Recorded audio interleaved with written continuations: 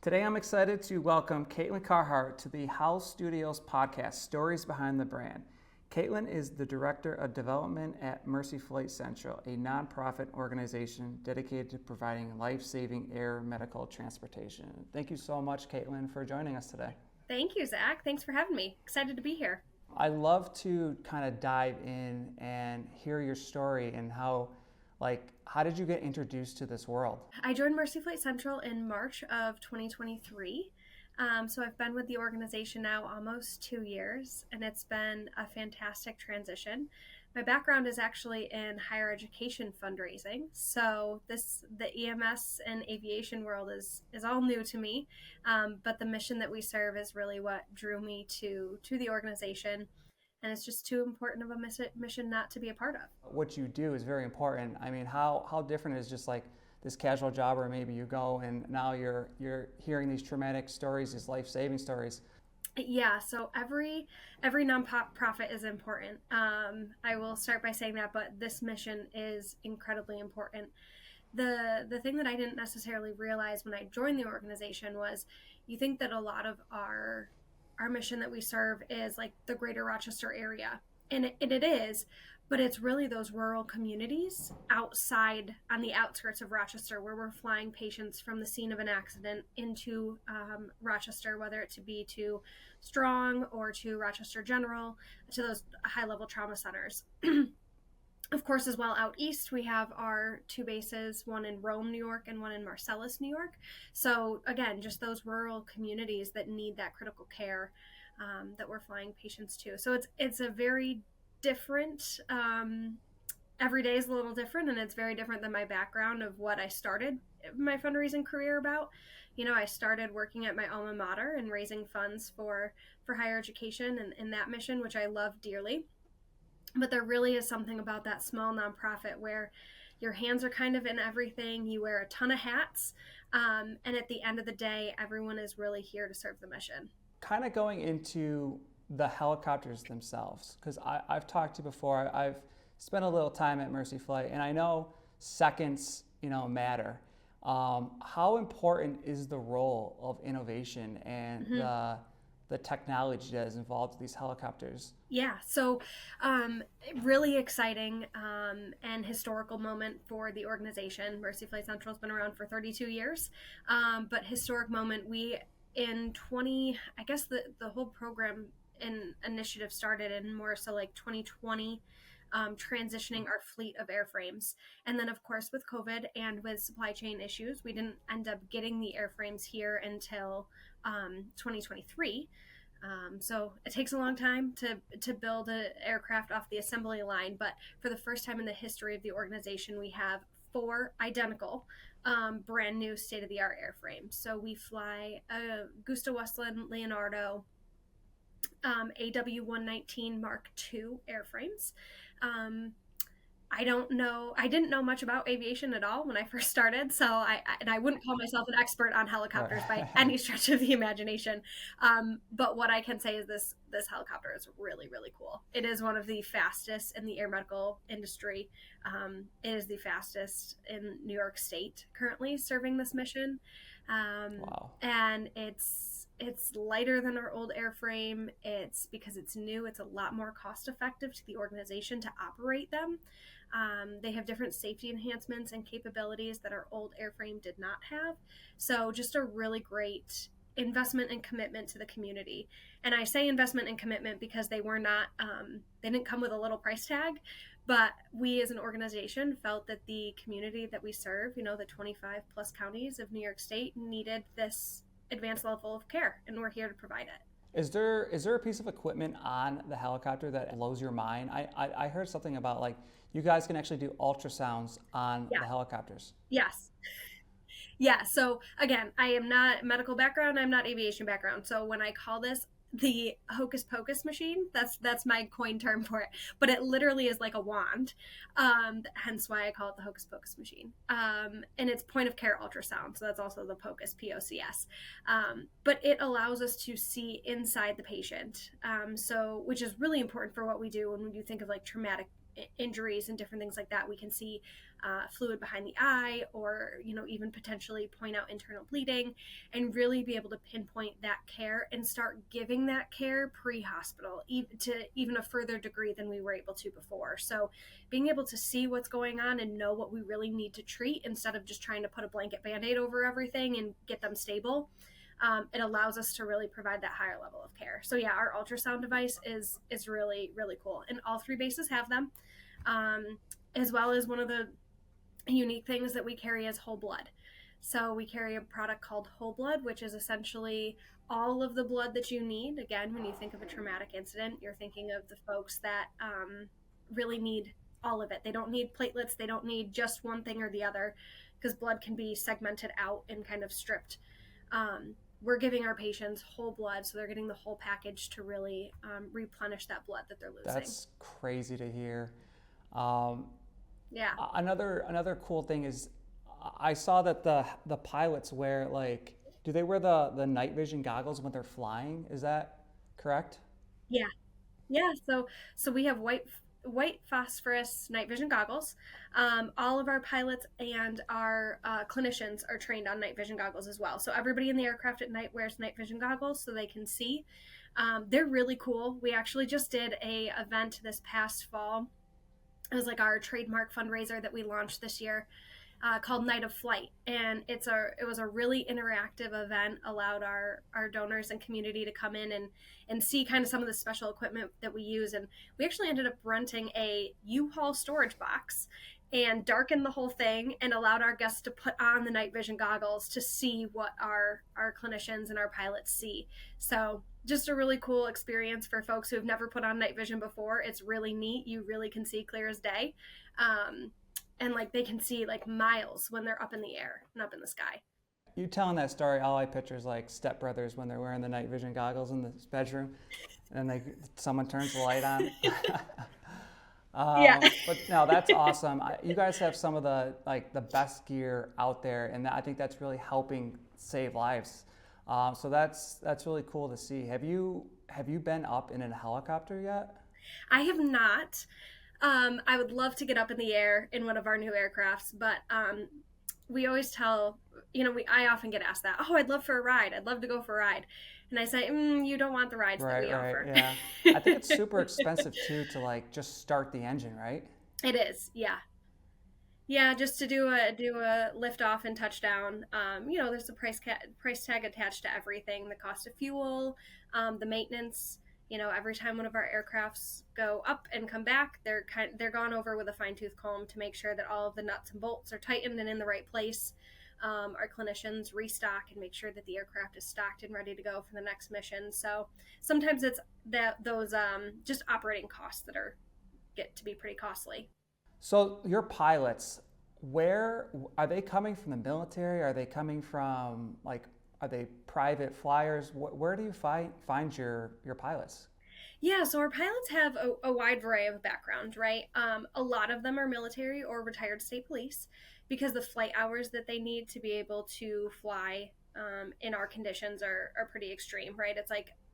It's a lot of flight hours. I don't know the number off the top of my head, but it's a lot, and it's a lot for a civilian pilot to get that amount of flight hours and that amount of training time. So most of our pilots are retired military, retired state police, but we do have some great flight instructor pilots that fly with us now. Our pilots they're great, really good at their job. Trust each and every one of them. They're the heart of the company. So, and it sounds like you guys got some really good pilots. So that's awesome to hear. Yeah, it definitely takes a team. Our pilots, we wouldn't be able to do what we do without our pilots, and we wouldn't be able to serve the patients without our clinicians. So, it really takes both parties that are touching that mission every day, to have us be here. Do you have? I'm sure you do, but could you share one of your most memorable story of like coming in clutch and you guys just saving someone's life and them just maybe even talking to him after you guys saved his life down the road? Yeah, so I have the really unique and wonderful position and job of being able to talk with past patients and allowing them to share their story to further our mission through a philanthropic way. because no one tells our story better than our patients that are still here because of the services that we were able to provide. So I have a couple.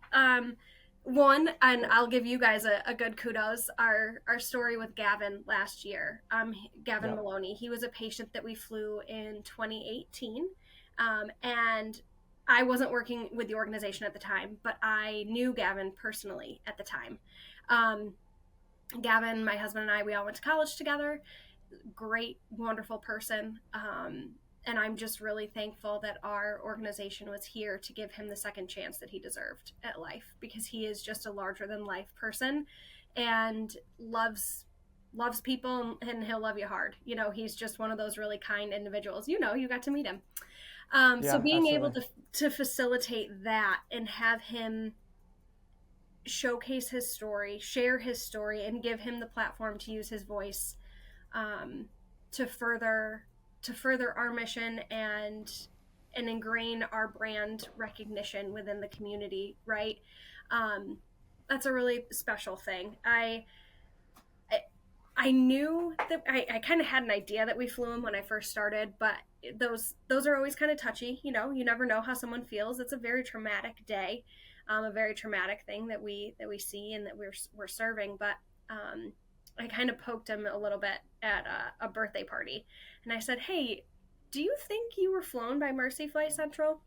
And he said, "Yeah, I think so." And I'm like, "Would you be okay if I looked into it?" And he's like, "Yeah, absolutely. I'd love to work with you guys. Like, let me know how I can help." And I was like, "Okay, cool." So I came in and I looked through our records, and I was like, "Yeah, Gavin, we flew you. Would you be interested in coming and sharing your story and being on the other side of it and knowing him personally and being there with him through his recovery and whatnot as friends, to see where he is and just allow him to share that success was really impactful for me, because that's the thing about our organization, Zach, is it's not just the patient, right? It's not just that person that day. It's their family. It's their mom, their aunt, their cousin that also gets a second chance with that person because we were able to be there and provide them that care. So it's that ripple effect that this organization has on the community. I mean, we've flown over 18,000 patients, but that's 18,000 families, 18,000 communities, and people in communities that have been impacted. And like you said, I do know Gavin's story because we helped film it. And I mean, when I met Gavin for the first time, I was blown away about how positive he was and how upbeat he was. And during his interview, he's laughing and he's telling his story and he's reliving it, but he's doing it with a smile. And I'm behind the camera thinking, I have no excuses for anything in my life. Yeah. If this guy is happy, like he was in a wheelchair, and he was talking about how he still goes on the outdoors, or he loves the outdoors, hiking and hunting. And I know he built like this contraption for his truck where he doesn't need anyone to help him get out his wheelchair. I was like, what a positive role model. And his story like impacted me that day, which is crazy. Yeah.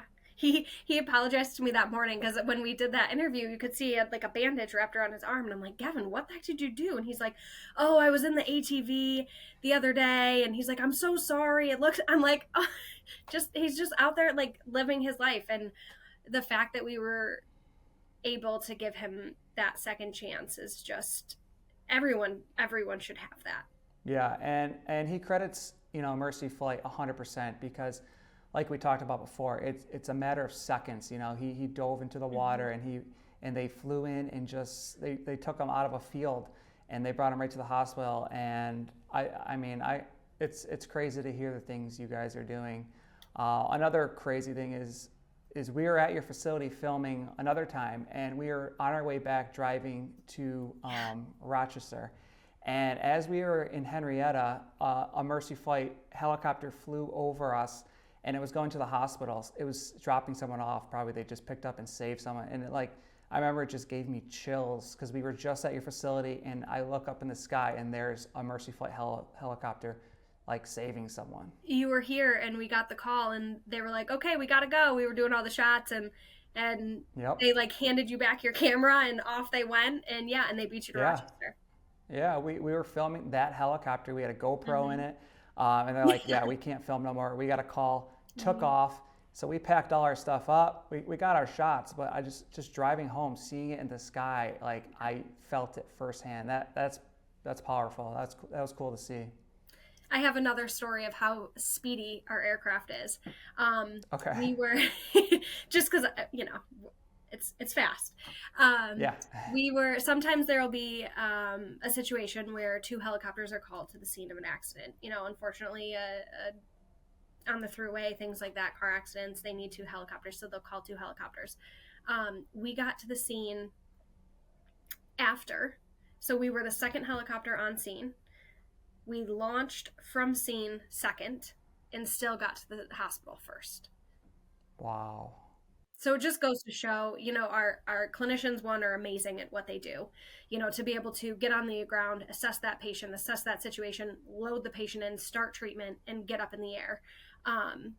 But yeah, the speed of that aircraft, it's impressive. That's nuts. That's crazy. You guys, throw these beautiful events every, a couple times a year. Mm-hmm. Can you talk to the importance of that? Absolutely. And if I get choked up, I apologize. But I do, but I don't, because it's just incredible. The way that the community supports this organization. 32 years in air medical is a pretty decent feat, especially when you consider our founder, Paul Hyland, who we just lost last year. He did an amazing service to this community. He saw the need for air medical service, and he decided, we're going to do that. And he just, with his aviation and military background, he put a helicopter here in Canandaigua, New York, and we started flying patients and serving patients. But I can wholeheartedly tell you, just in the 2 years that I've been in this seat, this organization would not be who it is today without the support of the community. We have had wonderful, gracious, loyal supporters that have been by our side from the beginning. And yeah, we would not be here, and we would not be here without the advanced technology that we have as well. There are some nonprofits that the donations come in and they really support that bottom line. And yes, unrestricted to help with operating costs is huge, but a lot of the support that we receive too is from like foundations and grants and different things where it's allowing us to bring that enhanced care. So it's allowing us to purchase those ultrasound devices, or for example, a baby pod, which is a neonate isolate that goes in our aircraft. So it allows us to really serve all of the population of our communities. Different devices like an Impella device, which is a thing that is implanted into your thigh, and it goes up and it pumps into your heart. So it's a new and improved version of a balloon pump, but it's for heart attack patients and cardiac patients, and it allows your heart to rest and do the hard work for you. We can now transport patients because of grants and foundation money that we received, specifically allowing us to put brackets in the aircraft to take those devices to and from the hospitals. So it's those really project-based and specific needs that we're able to fill with donor support, which is what allows us to be truly a flying ICU unit. Our ventilators are things that some of the small rural hospitals wish that they had. Right. It's just incredible. So for anyone listening who might not be able to, be a millionaire and donate a lot of money, is there a way that just the average person can help? Absolutely. Any dollar, anything helps. Any gift helps.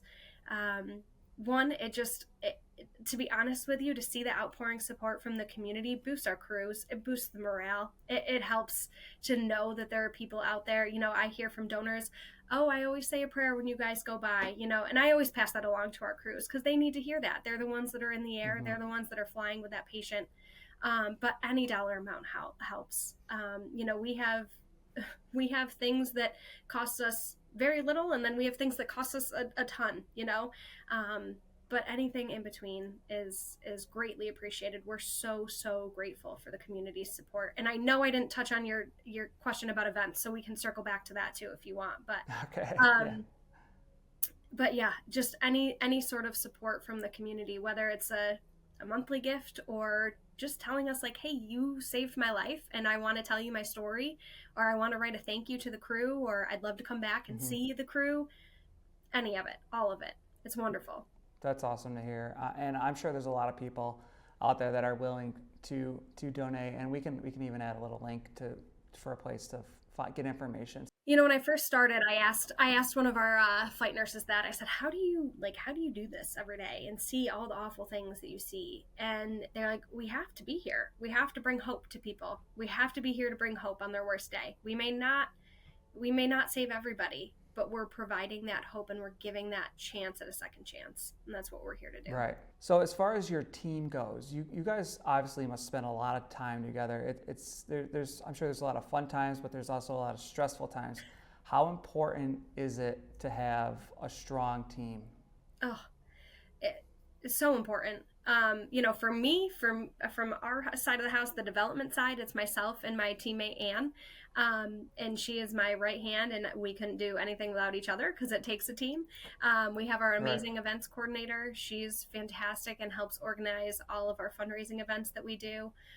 But from a clinician side and a pilot side, it takes a team. It's the three of them in the aircraft, so that relationship and that trust that they have amongst themselves is so important because they have to be able to essentially function and talk to each other without even saying words. Sometimes when you're in the back of the cabin and you're trying to innovate, or you're giving, whatever it may be, right? You're kind of predicting each other's next moves before it even happens and working so in syncly.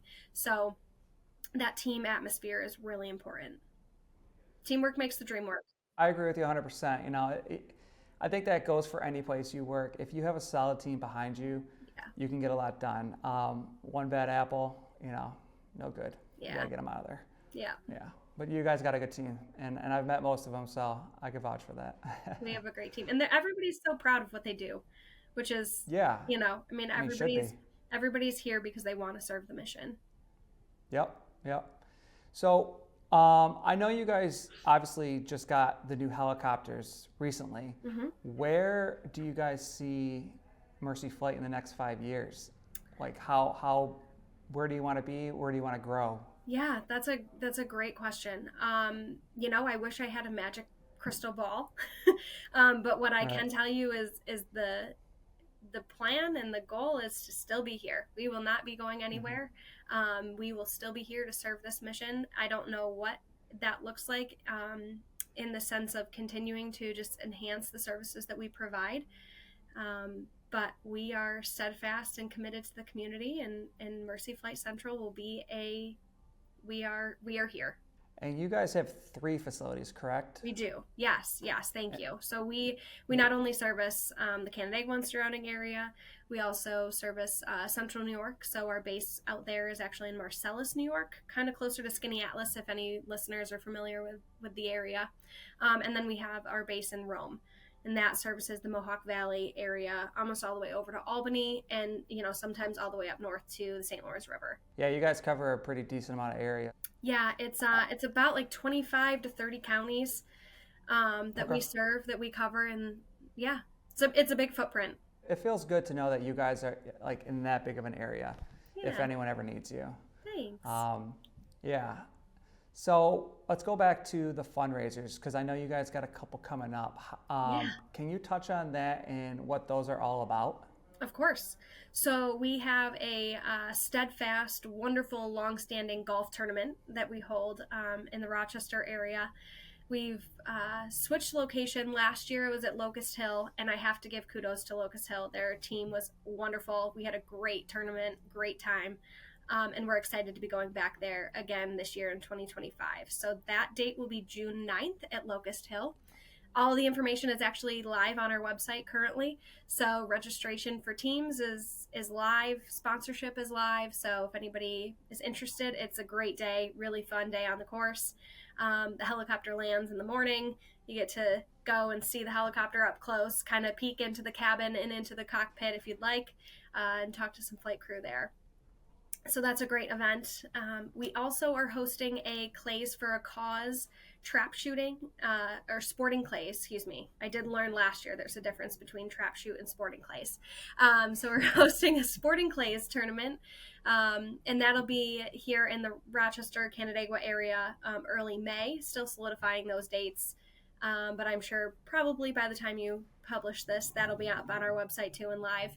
And then for anybody who's listening that's out east, we are going to be doing as well a Clays for a Cause sporting clay tournament fundraiser out there. That'll be September 12th. And that event we're hosting at Vernon National Shooting Preserve. It's actually a pheasant shooting preserve. So, but I've heard great things about it. Actually, Gavin, one of our past patients, he recommended it. So it came with flying color recommendation. So excited to host that event out there on September 12th. And then we are going to be hosting our Night of Flight event again this year on August 7th. I know you got to come and be a part of that last year, Zach. So very excited to host that event again this year.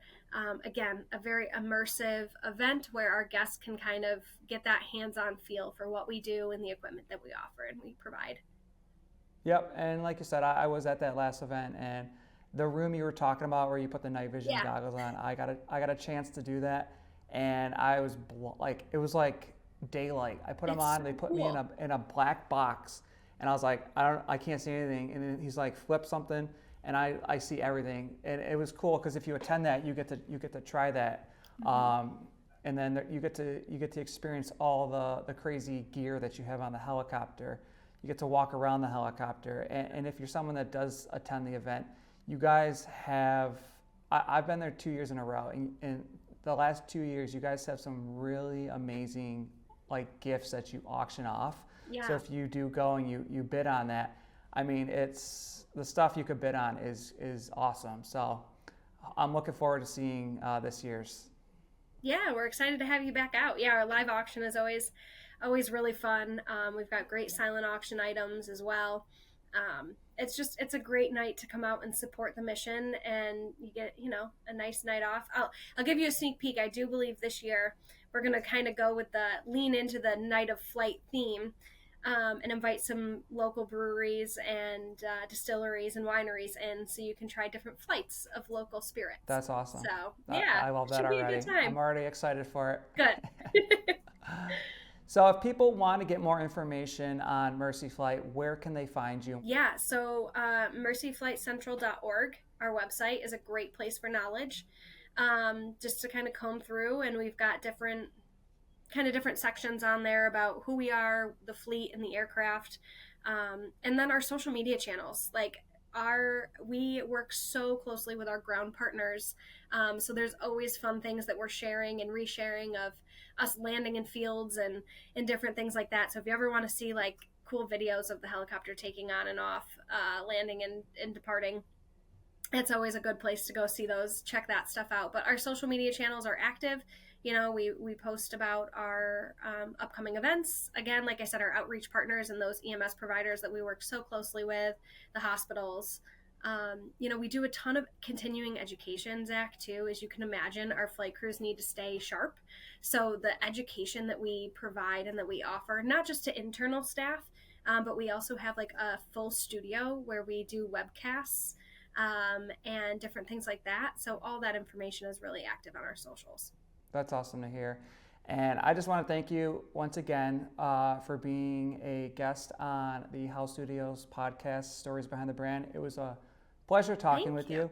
What you guys are doing is amazing, and I look forward to seeing all the cool things you're going to do this year and going forward. Thank you. Well, we're happy to be partners with Howl, and you guys have been a great asset to us, and thanks for having me. This was fun. I was nervous, but this was a good time. Thank you so much, Kaitlyn. Yeah, thanks, Zach.